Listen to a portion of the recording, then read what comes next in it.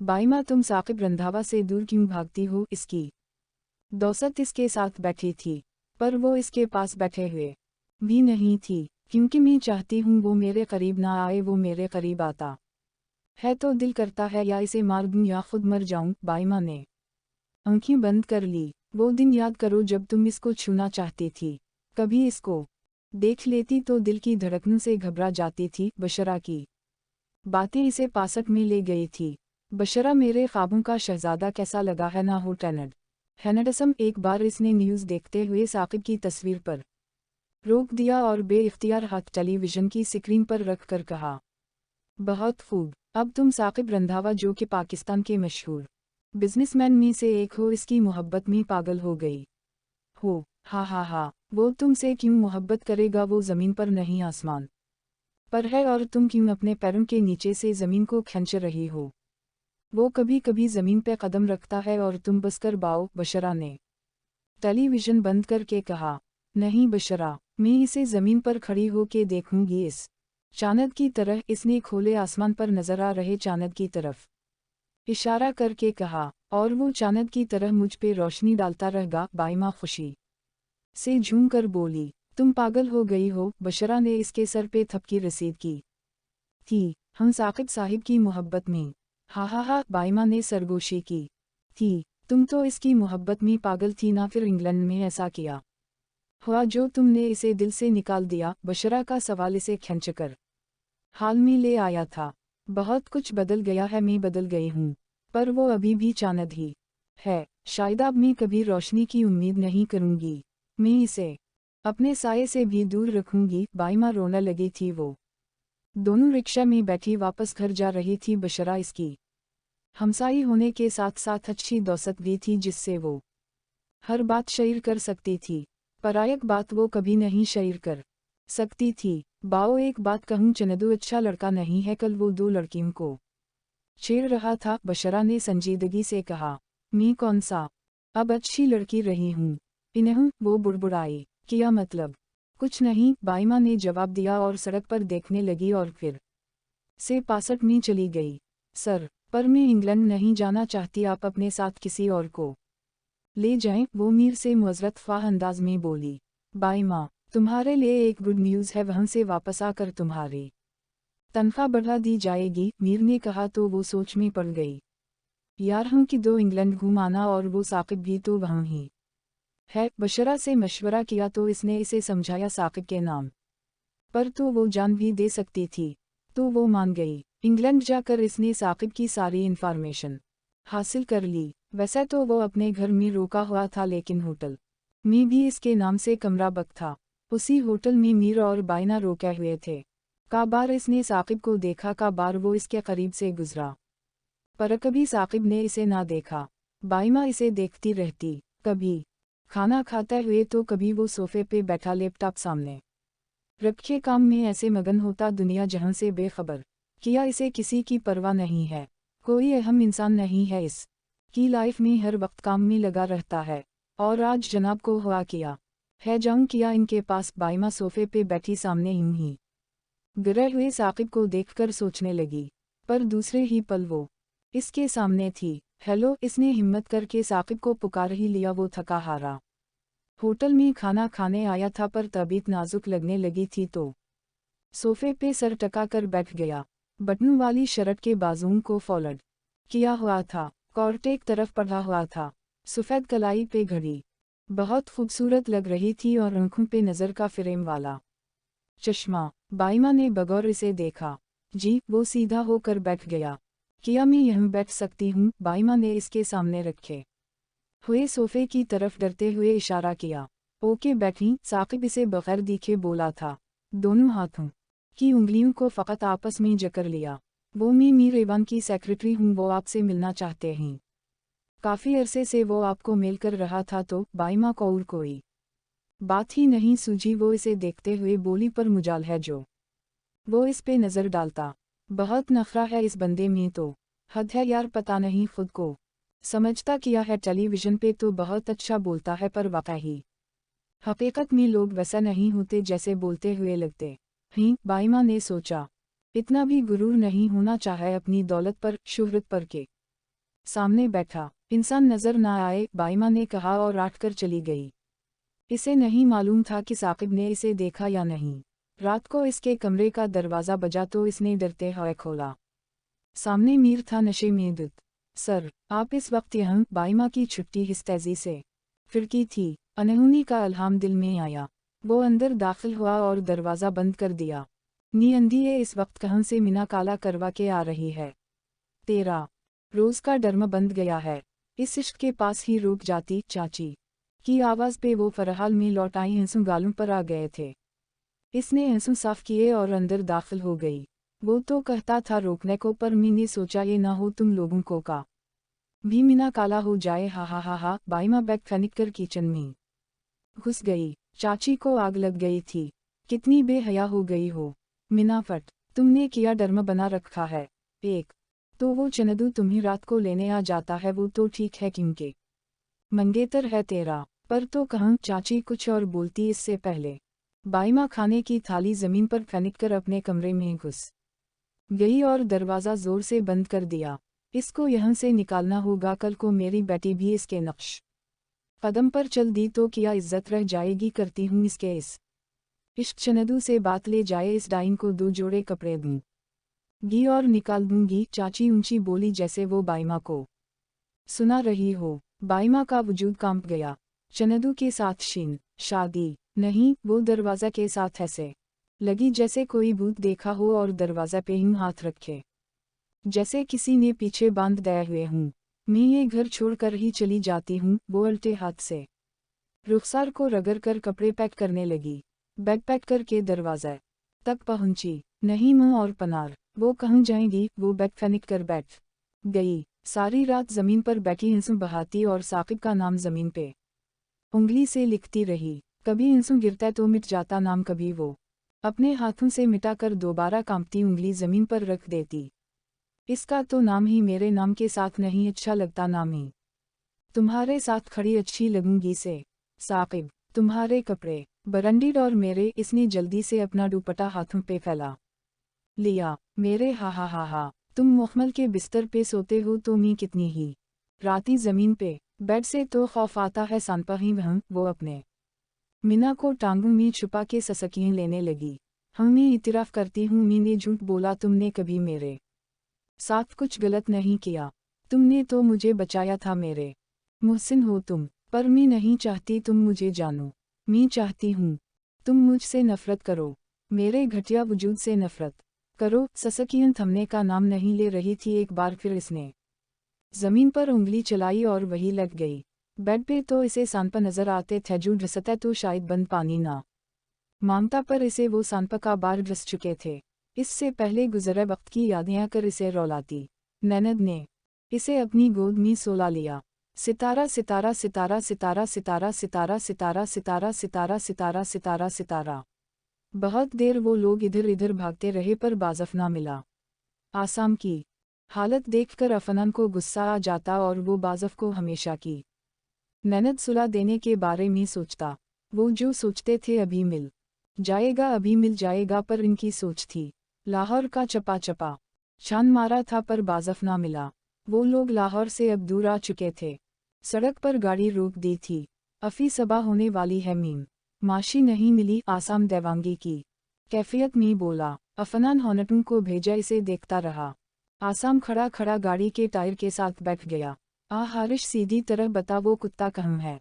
नहीं तो जानता है तो मुझे मी 2 खून तो मुआफ़ करवा ही लूँगा। अफनान दानत पेश कर बोला था। आसाम रोकना चाहता था, पर अफनान ने हाथ अपर करके नफ़ी मी सर हिला दिया। एक तेरा और एक इस बगैरत का, जान से मार दूंगा अगर इसे कुछ भी हुआ। अफनान रंधावा हूँ, मैं जानता हूँ ना। अफनान ने सड़क पर पड़ा पत्थर पाँव से उड़ा दिया था।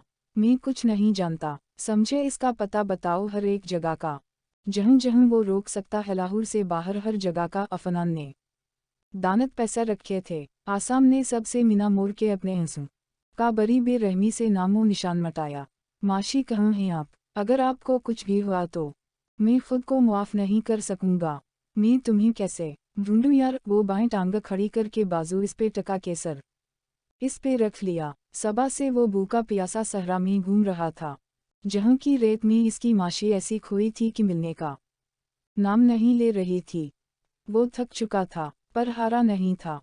सामी, ये देखो, अफनान भागकर इसके पास आया और अपना फ़ोन आगे कर दिया। ये वही लोकेशंस थी जो हारिश ने दी थी। हम यहाँ से शुरू करते हैं। ये बंगलो कराची में है, बाकी का हम छान चुके हैं। पता नहीं हमारे पाकिस्तान की पुलिस है या छोड़ो। यार चलो उठो सामी। अफनान को हर एक इंसान पे गुस्सा आ रहा था जो वो जाहिर कर रहा था। आसाम का दिमाग बस एक ही जगह अटका था। माशी किस हाल में होगी? ठीक होगी, इसे मालूम था माशी ने कुछ नहीं खाया होगा, इसीलिए वो भी पानी तक नहीं पी रहा था। सारी भूख पीसा उड़ गई थी। अफनान ने गाड़ी स्टार्ट कर ली और लाहौर से कराची जाने वाले रास्ते पे डाल दी। सामी, में एक फ़ोन तो मुआफ़ करवाने वाला हूँ, और अगर मुआफ़ ना भी हो तो खैर है, अफनान ने गिर लगाते हुए कहा। और गाड़ी रॉकेट की तरह हवा से बातें करने लगी। प्लीज़ मेरे मौला, मेरी होने वाली शरीक हयात की हिफाजत करना। इसे कुछ ना हो तो जानता है वो मासूम है। मेरे अल्लाह, इसकी हिफाजत करना, तुझे प्यारा नबी का वास्ता। इसकी इज्जत को सलामत रखना। तेरे सिवा कौन किसको बचाता है? इस हैवान से माशी को बचा लेना। आसाम ने दोनों हाथों को आपस में जकड़ लिया और होंठों पे रख लिया। इसने अपने परवरिदगार को याद किया था, वो भी दिल से। सितारा सितारा सितारा, तमधारा हजर मीना लूँ अगर इजाज़त हो। मैं दिल किसी से लगा लूँ अगर इजाज़त हो। तुम्हारे बाद भला किया है वदाओ पैमम, बस अपना वक्त गनवा लूँ अगर इजाज़त हो। तुम्हारे हजर की शब हायतार में जानम, कोई चराग जला लूँ अगर इजाज़त हो। जनू वही है वही में, मगर है शहर नया, यहाँ भी शोर मचा लूँ अगर इजाज़त हो। कसर है ख्वाहिश मिरहमगिरी, मगर फिर भी मैं अपने ज़ख्म दिखा लूँ अगर इजाज़त हो। तमधारी याद में जीने की आरज़ू है अभी, कुछ अपना हाल संभाल लूँ अगर इजाज़त हो। रात गुजर गई, दिन हो गया, पर माशी की कोई खबर ना मिली। आसाम और अफनान के फ़ोन भी बंद हो गए थे। सपरनटनडनट ऑफ पुलिस ने साकिब को कॉल करके कहा वो पूरी कोशिश कर रहे हैं। इस वक्त वो भी कराची में ही थे। इन्हें भी लोकेशन मिल चुकी थी। डैड, मैं तो कहता हूँ आप और मोम भाभी यहाँ रोकें, हम जाते हैं। यूं काम से मिना मोड़ना अच्छा नहीं है। साकिब ने समझदारी का मुजाहिरा किया तो सफ़र ने हमें सर हिला दिया तो वो तीनों इजाज़त लेकर इस्लाम रवाना हो गए। मुल्क हाउस में मातम जैसा आलम छाया हुआ था। वहाँ ऐसा बलकल भी नहीं लग रहा था माशी मिसिंग है, बल्कि ऐसा लग रहा था माशी मर गई है, वो कभी वापस नहीं आएगी। शानी और नम्रा पिछले खोले गार्डन में करसीम पर बैठे थे, पर एक दूसरे से बात नहीं कर रहे थे। शानी आप ही मिल जाएगी ना, इन्हें कुछ होगा तो नहीं? नम्रा बाल को फनकटे हुए बोली। पिछले 2 घंटों में पहली बार वो बोली थी। शान ने हमें सर हिला दिया और फिर लंबी खामोशी। इशरत बेड पे बैठी माशी की तस्वीरों को गले से लगा कर रो रही थी। फहद, मेरी माशी को ले आओ ना प्लीज़ माशी। ससकियाँ लेती फहद के सीने से जा लगी थी। फहद दूध का गला से एक तरफ रखकर बेड पे इसके सामने बैठ गया। इशू देखो, इस तरह हिम्मत नहीं हारते वो मिल जाएगी, और वो जब तुम्हें यूं इस हालत में दिखेगी तो मुझे ही गिला करेगी। फहद का लहजा पर यकीन तो नहीं था, पर हिम्मत थी। हम जानती हूँ मिल जाएगी, पर किस हाल में? ठीक मिलेगी ना? इशरत के गले में कांटा अटक रहा था। फहद ने खौफ से नज़रें उठाकर इसे देखा और आठकर खड़ा हो गया। मुझे माशी चाहे फहद, मैंने तुमसे कहा था। सीकी वरटी गार्डस बल्ला लो। अरे तुम मेरी बात मानते तो आज मेरी जान वहाँ ना होती, आसाम के पास होती। पता भी है वो अकेली कितनी डर जाती है, मुझे पता है। इशरत आठकर वहशत से बोली थी। बहुत सारा आंसू इसकी गालों पर आ गए थे।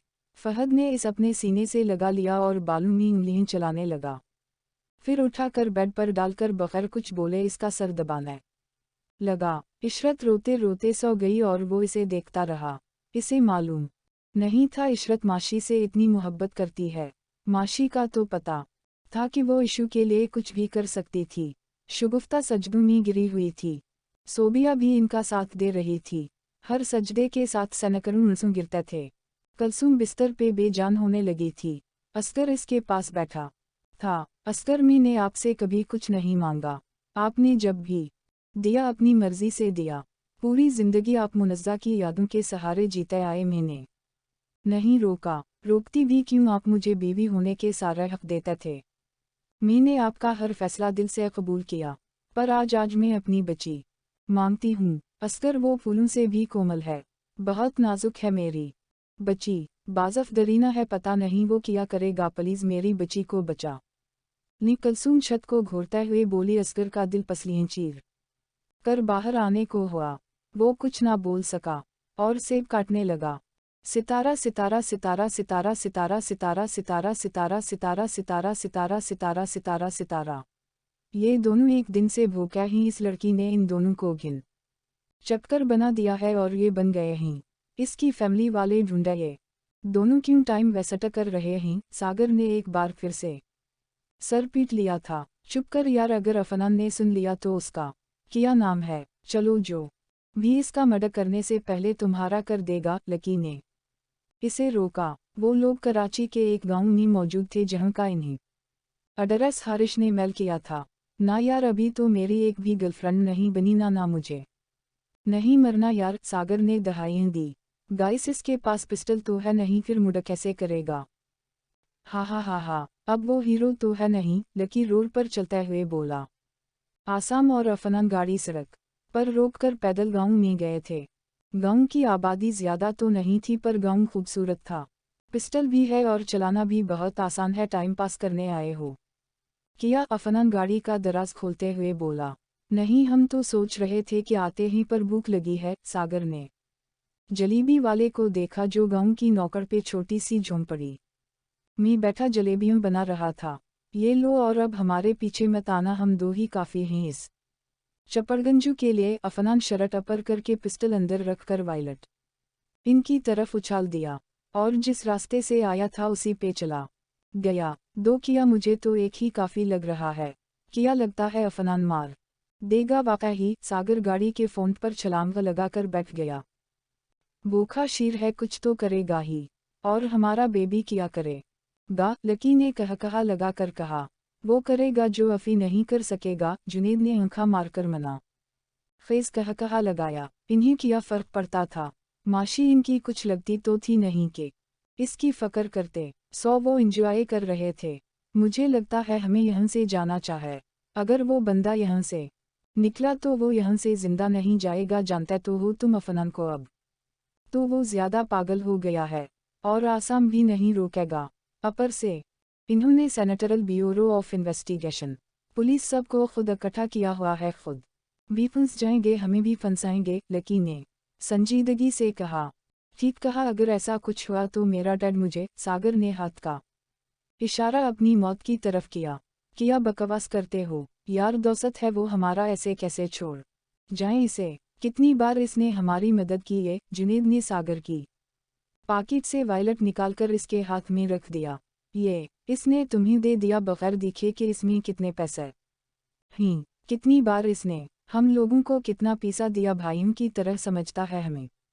कुछ तो शर्म करो। जुनेद ने नफ़ी में सर हिलाया और गाड़ी में बैठ गया। शायद इनके पले बात पड़ गई थी, तभी वो जलेबी वाले के पास जाकर जलेबियां ले आए, साथ में चाय के कप पकड़कर वो इंजॉय करने लगे। सितारा सितारा सितारा सितारा सितारा सितारा सितारा सितारा सितारा सितारा सितारा सितारा सितारा सितारा सितारा।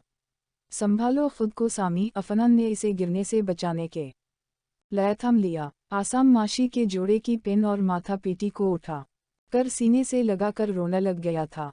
वो लोग फार्म हाउस पहुंचे थे, पर वह माशी नहीं थी, पर इस के निशान थे। आसाम ने दर्द को कम करने के लिए आंखों को जोर से बंद किया। बहुत सारा इंसू रुखसार से होते हुए शर्वनी में जज़ब हो गए। अफनान ने इसे रोका नहीं और ज़मीन पर नज़र पड़ते पड़ते दीवार पे जा रिकी, जहां फरिश से थोड़ा ऊपर दीवार पर ऐसे खून के धब्बे थे जैसे सर दीवार में लगा हो।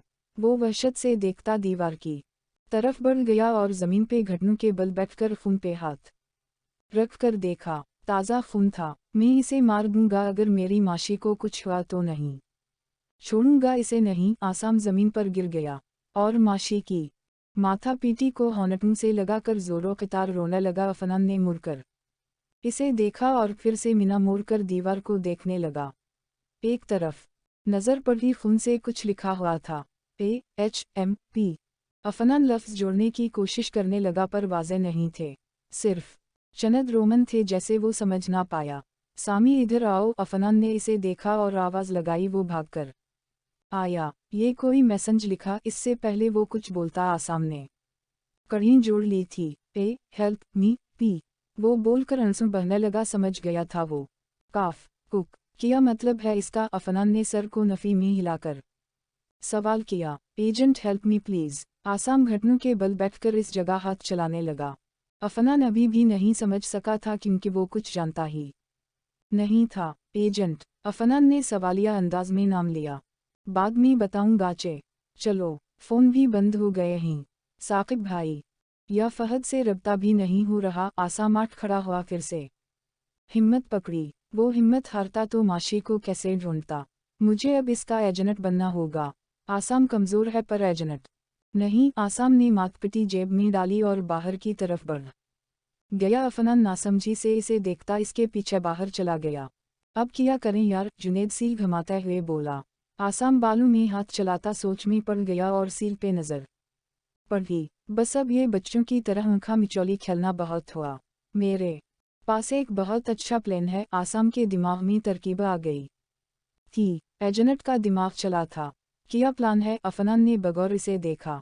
यहाँ से दो रोड निकल रहे हैं, एक ये, आसाम ने इस रोड पर इशारा किया जिस पे वो खड़े थे, और एक दूसरी तरफ है। सोचने की बात यह है वो दिन दहाड़ है।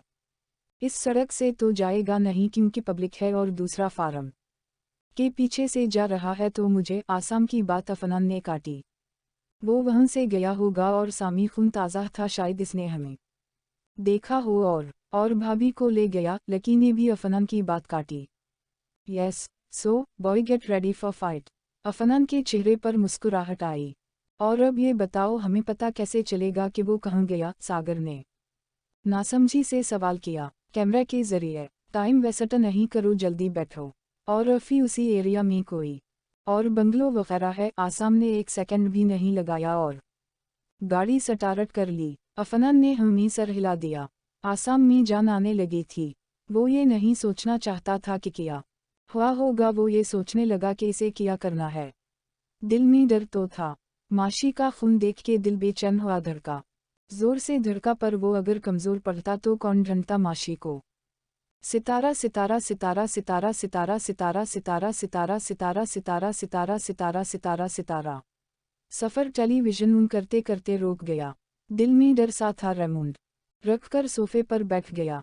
किस मनहूस घड़ी में हमने मुल्कों के साथ फिर से रिश्ता? इससे पहले वो कुछ और बोलती नज़र सफ़र पे जा ठहरी जो इसे गुस्से से घूर रहा था तो वो चुप हो गई। सदिया, तुम कितनी खटवर दिल हो यार। सफ़र ने अफसोस से सर हिला दिया। सफ़र, अगर कल को बाहर बिल लग गई कि रंधावा अनडस्टरीज की होने वाली बहू गायब है तो सोचो लोग क्या बातें बनाएंगे। हमारी इज्जत शोहरत सब खाक में मिल जाएगी। सदिया दोनों हाथों को हवा में लहरा कर बोली, चुप करो यार, मैं अब तो तुम्हारी एक नहीं सुनूंगा। पहले ही बहुत कुछ खो चुका हूँ। दोबारा से कुछ रिश्ते जड़ने जा रहे हैं तो तुम्हें तकलीफ ना हो। मैं आसाम को इस दलदल में नहीं धकेलूंगा जिसमें मौजूद। वो कहता कहता रोक गया। सामने शगुफ्ता आ रिकी थी। सफ़र ने नज़रें झुका ली। कैसे मिलाता वो नज़रें?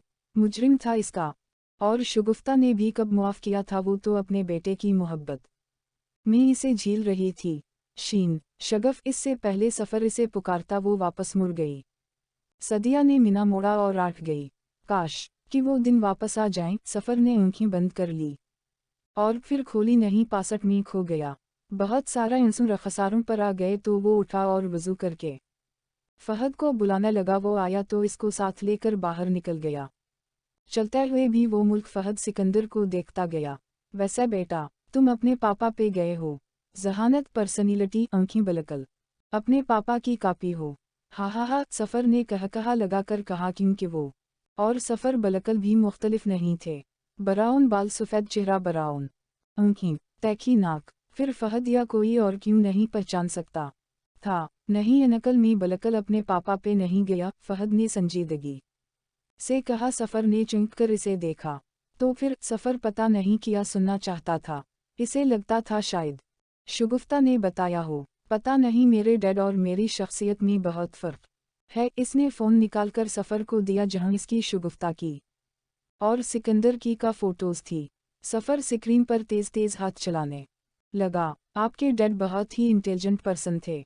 हम दोनों ने एक साथ भी काम किया है जब वो इटली से वापस आए थे। पर एक दिन अचानक एक हादसे में वो जान से हाथ धो बैठे। सफ़र ने अफसुर्दगी से कहा, जानता हूँ कराची वाली फैक्ट्री जो आज भी सिकंदर आज़म फैक्ट्री के नाम पे है। सफ़र इसकी बात सुनकर चौंक गया। और किया मालूम है इसे? सफ़र ने बगौर इसका चेहरा देखा जो सपाट था। पर अब इस फैक्ट्री को जला दिया गया है, पता नहीं क्यों और किस ने। फहद दिल में सोचकर रह गया। अनकल डैड किसी हादसा का शिकार नहीं हुए थे, इनका मुड़ा हुआ था। फहद ने फ़ोन को जेब में डालकर कहा। एक और शौकित लगा सफ़र को। नहीं बेटा, इनका मुड़ा नहीं हुआ था। तुम तो मुझ पे यकीन कर लेना मेरे बच्चे। सफ़र बस सोच ही सका। वो दोनों मस्जिद पहुंच गए थे। सफ़र ने मज़ीद कोई बात नहीं की।